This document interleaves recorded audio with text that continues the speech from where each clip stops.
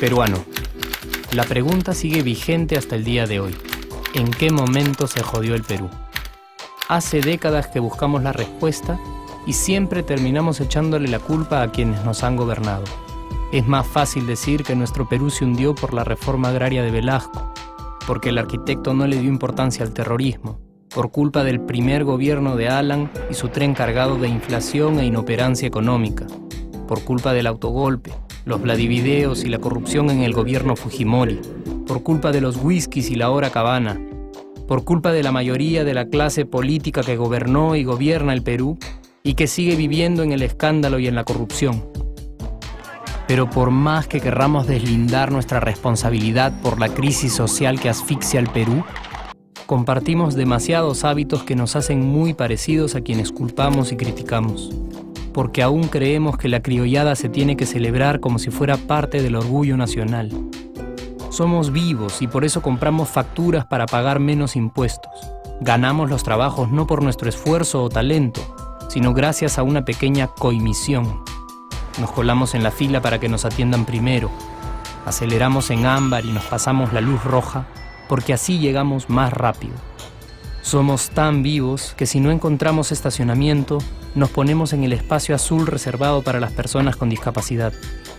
Robamos la señal de cable, robamos electricidad y no nos consideramos ladrones.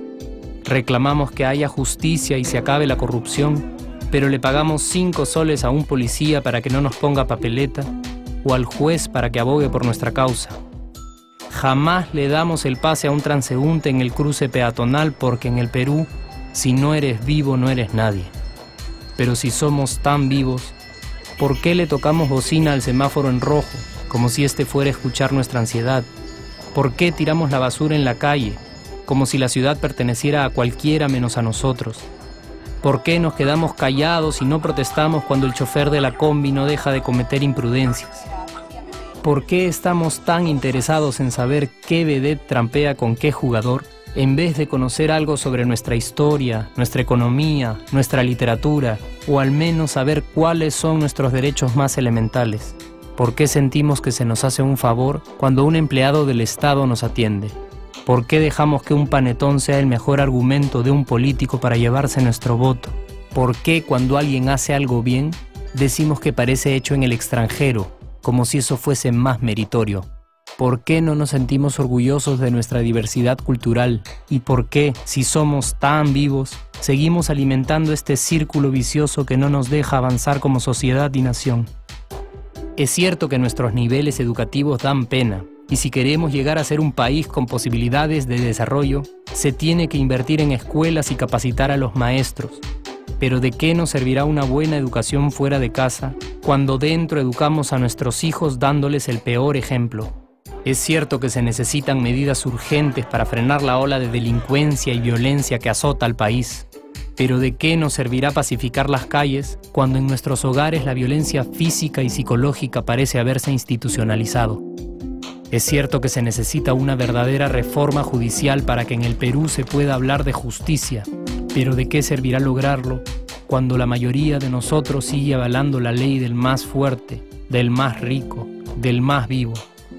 Es cierto que para reducir los conflictos sociales se requiere del diálogo, pero ¿de qué nos servirá ese diálogo si seguimos pensando que dialogar es imponer nuestras ideas y no escuchar al que piensa diferente a nosotros? Es cierto que necesitamos mejores leyes de inclusión social y muchísimos más proyectos de integración.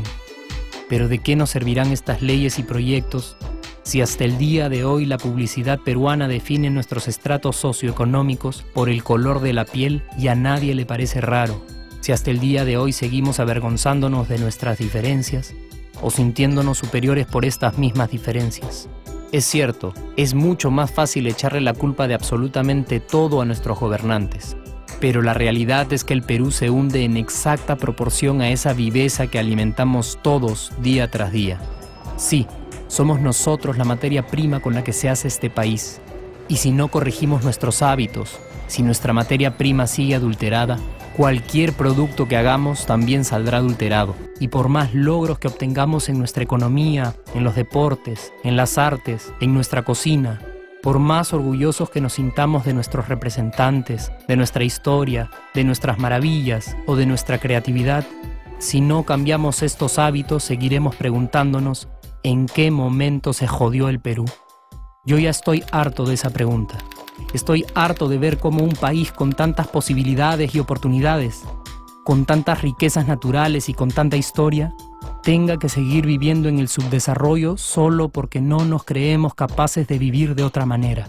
Estoy harto de que las desgracias de nuestros vecinos sean nuestro mejor consuelo.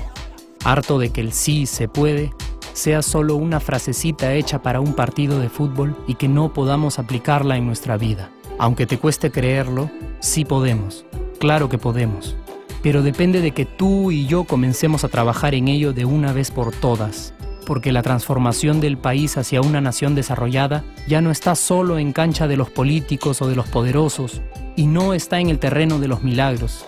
La transformación del Perú está en la capacidad que tengamos de hacernos responsables de nuestros actos y de rebelarnos contra nuestra viveza. La transformación del Perú está en ti y está en mí. Está en todas nuestras organizaciones y en la posibilidad de trabajar juntos con verdadera responsabilidad social. ¿Qué pasaría si cambiamos la pregunta? Si, por ejemplo, ahora te pregunto, ¿en qué momento se arregló el Perú? ¿Qué me dirías? Aunque te parezca una pregunta demasiado ingenua, tenemos que creer en ella, y la respuesta está en nuestras manos. Responsabilidad social todos.